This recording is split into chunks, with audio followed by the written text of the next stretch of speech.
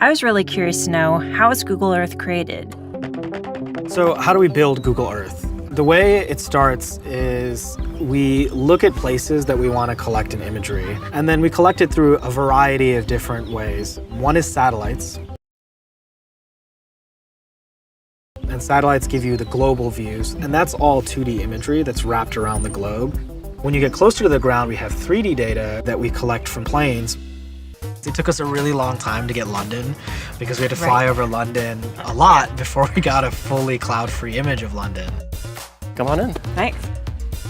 Kevin told us that a typical flight to take photos is around 5 hours, except the planes aren't going across the country, they're making little zigzags over the same area. So it's north and turn south. It's sort of like mowing the lawn. This pattern helps the photos overlap, and multiple cameras help capture a place from different angles. In planes, we have 5 different cameras, one looking down and forward, back, left, and right. Photogrammetry, yeah. Which is just a fancy word for taking all of this imagery that we collect from the plane and constructing a 3D model. The first step to creating a place in 3D is a little bit of photo editing. So all the imagery is sort of prepped. That would be removing clouds, removing haze, color correcting. You'll actually see that a lot of the cities don't even have cars in them. We actually take the time to extract those.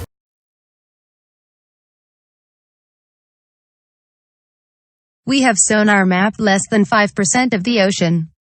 The majority of the data, 95 to 99%, used by Google comes from estimations in photographic data, coloration of the water when viewed from space, or as my old captain put it, pure imagination. Still, the majority of our bathymetry data harks back to the 19th century, with old salts throwing weighted ropes over the side of their ship and counting how many knots went over before feeling the weight hit bottom.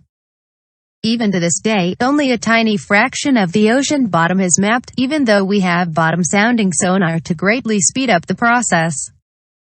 Or as my old captain once again put it, it's a big ocean. I have even seen on charts where the artists took it upon themselves to add mountains where there really aren't any, and not have mountains where there really were some. Google USS San Francisco.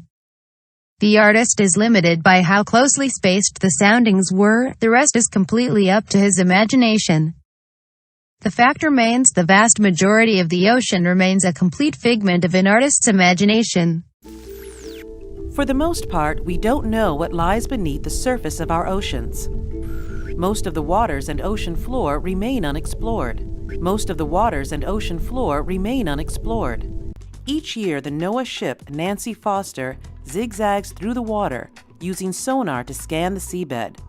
The ship emits more than 3,500 pings per second in a wide fan, creating an image as if painting strips of data across the seafloor.